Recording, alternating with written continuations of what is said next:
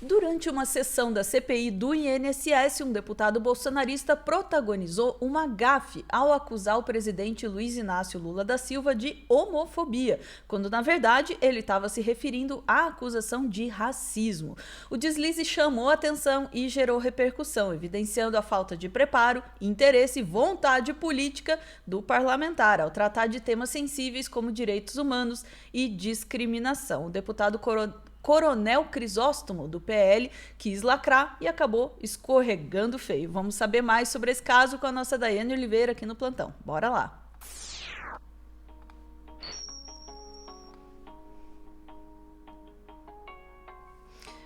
Ai, eu tô me segurando pra não dar meu comentário. Deixa você apresentar o caso primeiro, vai.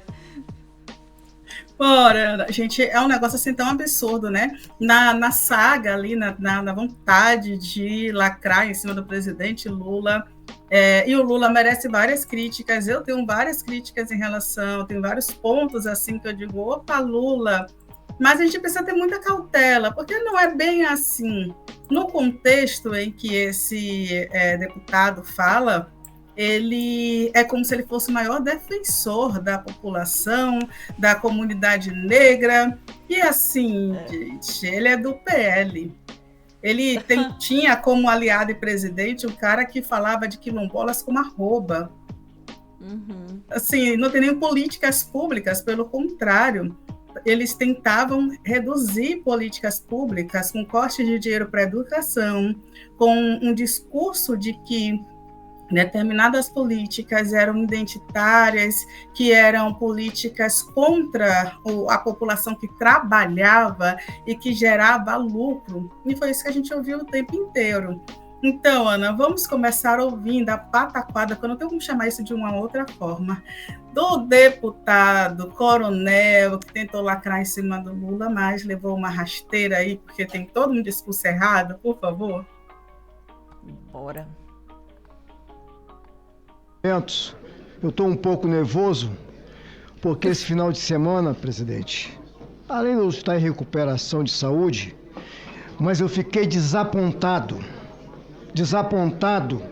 com a homofobia desse presidente do Brasil em dizer que negro e sem dente... Racismo, homofobia não, racismo total em dizer que negro sem dente não pode aparecer para o mundo. Eu fiquei desestabilizado, presidente. Bem se vê. O racismo total imposto por esse presidente aos negros brasileiros. Então me desculpe, eu estou realmente bastante abalado com essa fala de racismo desse presidente homofóbico e racista do Brasil. Adorei o que a Ana falou. Dá para perceber que ele não sabe nem o que é racismo e o que é homofobia. Ele não sabia nem o que ele estava dizendo, ele não sabia nem o nome dele, mas ele tem um cargo público eleito com não sei quantos mil votos, que eu não fui nem pesquisar, porque a gente já conhece o coronel Crisóstomo de outros palanques aí. É ridículo e é patético. Então, Ana, para esclarecer a extrema-direita de vez, vou te pedir, por gentileza, para trazer o vídeo do Lula. Tem 2 cortes, porque está muito claro e muito bem contextualizado o que o Lula fala, por favor, porque o deputado ficou tão abalado com o racismo que muitos dos coleguinhas dele praticam diariamente e não acontece absolutamente nada, que ele não sabia nem o que era racismo. Talvez por isso que ele não se importe com o que os coleguinhas fazem e falam, né? Vamos lá. E eu fui descobrir que as indústrias automobilísticas, mesmo sendo as indústrias mais avançadas do nosso país, no plano de saúde que ela oferecia aos trabalhadores, não tinha dentista. E eu fui uma vez, meu caro doutor Cláudio, eu fui uma vez fazer uma palestra na Academia Paulista de Medicina e eu horrorizei os cientistas que estavam lá, porque eu disse para eles, nós temos um problema crônico no Brasil. Por onde entra a comida não é tratado como uma questão de saúde pública, e por onde sai os dejetos feitos pela comida é tratado como uma questão de saúde pública. Eu não estou querendo ter prioridade, os dois têm que ser tratados como saúde pública. E eles ficaram horrorizados, porque eles não sabiam que as pessoas pobres naquele tempo, eu sou de um tempo, doutor Cláudio, em que a gente ia em benzedor para tratar do dente. Você levantava com dor de dente, você procurava um benzedor, e muitas vezes ele fazia uma reza. Às vezes ele mandava você amassar um dente de alho e colocar dentro do buraco do dente. Às vezes ele mandava você molhar um algodão dentro do álcool e colocar o algodão dentro do dente. E às vezes você passava o dia colocando álcool dentro do buraco do dente e não sarava, você tinha que ir no dentista. E como o dentista era uma coisa rara, era cara, os pobres não iam e ficavam sem dente. Eu lembro, doutor Cláudio, e eu posso dizer isso de cátedra, não tem lugar nenhum do mundo que tenha a qualidade dos dentistas que tem o Brasil. Concordo plenamente com a questão dos dentistas. Vamos para a próxima parte, ou você quer comentar alguma coisa, Dai? Vamos para a próxima parte. Que é justamente quando o Lula, que aí ele vai falar dos dentistas, vai falar da experiência que ele teve em Portugal, que é bem interessante. E aí, prestem atenção, depois de todo esse elogio que o Lula fala, e ele está num evento justamente para lançar um programa, né, odontológico, e aí ele fala, para lançar, né, 400 unidades odontológicas móveis, aí ele fala agora sobre essa revista e o ponto que o delegado queria abordar, mas, logicamente, não tem conhecimento, porque essas pautas ligadas a direitos humanos, direito da saúde, acesso à saúde no Brasil, não são pautas que a extrema-direita tem mínimo de interesse, né? Então, é lógico que ele não vai ter nenhum conhecimento. Ele sabe falar de armas. Vamos lá, por favor. Participar de um congresso de propriedade rural de pequenos na Alemanha. E ele fez uma revista maravilhosa, bonita. E no meio da revista tinha uma capa com uma senhora bonitona, devia ser filha de italiana ou de alemão no Rio Grande do Sul, ou Santa Catarina, com a bochecha bem vermelha, sabe, sorrindo. E de perto dela um monte de planta, de coisa que ela tinha colhido, alface, pepino, cenoura. E do lado dela, um senhor negro, alto, sorrindo, sem nenhum dente aqui na boca. Eu chamei o ministro e perguntei, escuta aqui, por que você colocou essa fotografia desse senhor negro sem dente? Você acha isso bonito? Você acha isso bonito, cara? Isso é fotografia para você colocar, representando o Brasil no exterior, um cara sem dente, e ainda negro. Você não acha que isso é preconceito? Eu lembrei do Joãozinho 30. Quem gosta de miséria é intelectual. Pobre gosta de coisa boa. Eu falei para ele, você pode anular essa revista, joga essa página fora e faz uma foto de um cara com dente. E aí, eu resolvi criar o Brasil Sorridente. A ideia de criar o Brasil Sorridente era fazer com que essas ambulâncias fossem ao local mais longínquo, onde as pessoas não têm dentista, e mesmo na periferia das grandes cidades. Porque às vezes a gente pensa que... Era até aqui, né? Isso, era até aí, exatamente. Porque o Lula ele está totalmente correto em vários pontos que é dito. Ele está correto quando ele fala que não era no tempo dele, inclusive, que se tratava dor de dente com reza. Ainda acontece muito aqui no Nordeste. Norte e Nordeste do país, há muitos relatos. Se sente uma dor de dente, você busca primeiro uma benzedeira, você procura uma rezadeira, pessoas que fazem ali e dão essas dicas, né? O cravo, que é um anti-inflamatório natural, alho também, que é anti-inflamatório, aí você coloca no lugar, o cravo, na verdade, é um anestésico. Ele vai diminuir, vai deixar o local ali dormente, então reduz a sensação de dor, e o alho é um anti-inflamatório. E, logicamente, não é a melhor forma de você tratar uma dor de dente. Porque se está doendo, tem algum problema. Você precisa de um dentista. Isso é óbvio. É óbvio para todo mundo. A gente também sabe, né, que a boca é uma porta de entrada para várias infecções e doenças, e também a ausência de dentes, que acontece com milhões de brasileiros, pode fazer com que a pessoa desenvolva, inclusive, problemas gastrointestinais pela não mastigação, pela não digestão dos alimentos. Então, o que Lula fala é extremamente sério. Eu tenho uma questão, quando Lula fala, ele está sem dente e é negro. Porque quando o Lula fala, logicamente ele coloca no combo de a gente está trazendo um grupo que já é inferiorizado pela sua identidade, pela nossa história nacional com a escravização, e esta figura não está no padrão estético de beleza.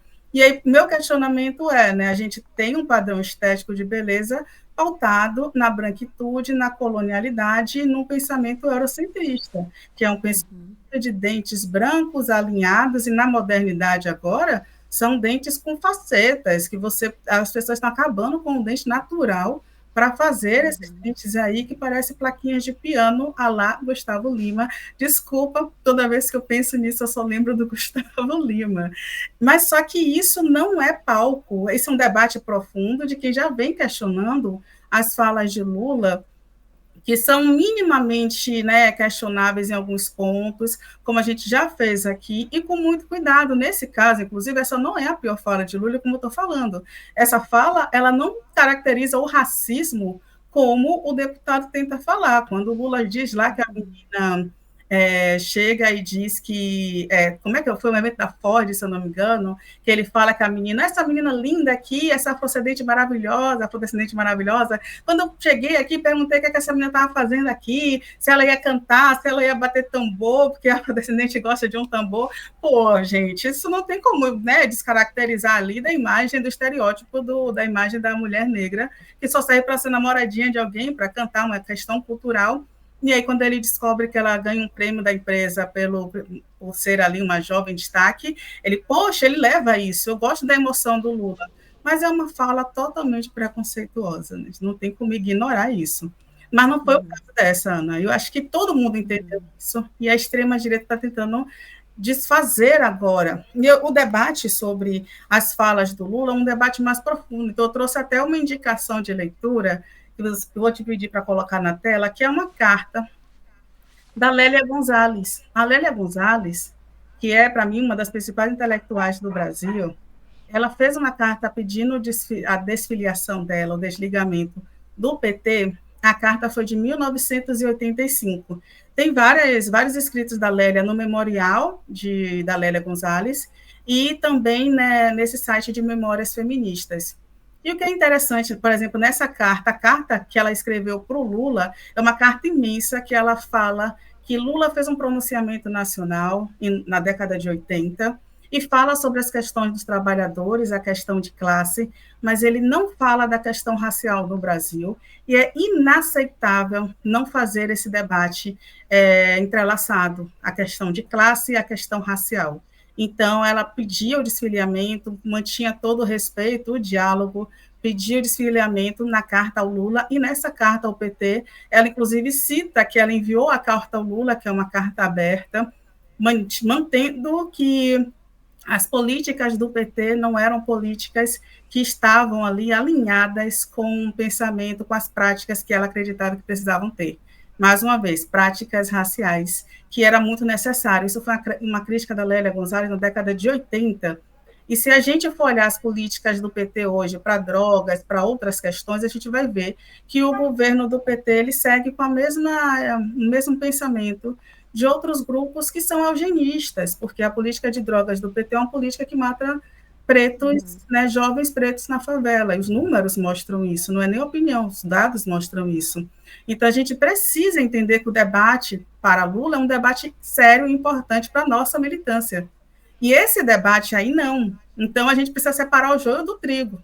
Esse tipo de gente só quer surfar numa possibilidade de debate ali racial, sendo que eles nunca se importaram minimamente com nenhuma das questões sérias que são levadas para a população negra do Brasil. Pelo contrário, quando a gente pensa, por exemplo, no PL, quando a gente pensa neste coronel a favor do armamento, a gente liga ele diretamente aos nossos problemas, a morte dos nossos jovens. Eu falei hoje nas minhas redes de um caso que eu falei aqui ontem contigo, Ana, de uma menina chamada Ágata, de 12 anos, que foi executada no Recôncavo Baiano.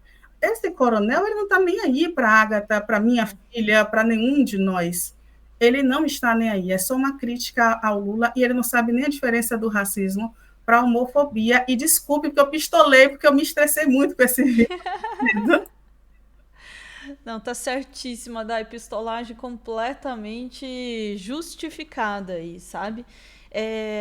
Veja, já faz alguns dias que eu tenho visto e a gente mede, eu costumo, né, medir muito isso pelos minions que vêm aparecendo em comentário, aparece no Instagram e tal. Vocês não vão falar do caso de racismo do Lula? Eu falei, isso aqui tá cheirando, né? Um ataque coordenado, assim, sabe? E é isso. Eu acho que é mais do que um sequestro, assim, de pauta ou de conceito, é um oportunismo. E a gente tem visto muito isso, né? Um oportunismo dessa galera de extrema direita, assim, que diz que direitos humanos é mimimi, que passa pano no racismo do Bolsonaro, que passa pano em homofobia, que passa pano pra tudo, né? E aí, de repente, eles acham qualquer oportunidade. De repente, eles são os grandes defensores dos direitos humanos, enfim. É tão óbvio assim que o próprio deputado ali, ele não consegue sequer argumentar, ele só diz que ele está estarrecido, ele se confunde ali com homofobia, racismo, e ele fica repetindo, eu estou muito estarrecido, eu estou muito chocado, eu estou muito estarrecido, estou... Por quê? Porque ele não tem sequer como desenvolver. Se você perguntar para ele qual foi a frase racista, ou supostamente racista do Lula, ele não vai saber nem dizer, porque ele está seguindo, está cumprindo um programa, né? Que abriu-se uma oportunidade para criticar o Lula e para tentar manchar a imagem do Lula, então vamos aproveitá-la aqui para fazer. Então é uma coisa meio automática, assim, que você já vê que é um interesse, né? E isso é super ofensivo também, né? De gente que o tempo inteiro ataca as pessoas e aí, quando interessa, quer usar ainda as próprias pessoas que eles atacam para benefício político. Então, é ofensa em cima de ofensa, em cima de ofensa, uma lasanha de ofensa e preconceito aí demonstrada por essa galera. Enfim, sobre a fala do Lula, eu acho que você já disse tudo ali, né? É uma questão séria, assim, como a gente representa as pessoas, né? Por que não é? Eu me pergunto, por que não era a pessoa branca que estava desdentada? Por que será, né? Que não era a pessoa branca que estava desdentada na foto? Esse é o ponto, né? Por que é o personagem negro que tem que ser representado desdentado? Qual é essa associação que está sendo feita aí e tal? E tá tudo muito bem explicado ali na fala dele, mas é isso, né? O cara vê uma oportunidade ali, e isso é uma coisa que a extrema... Eu sei que a gente já passou do tempo, calma. Isso é uma coisa que a extrema-direita faz com muita recorrência. Não apenas sequestrar os assuntos, mas sequestrar os termos.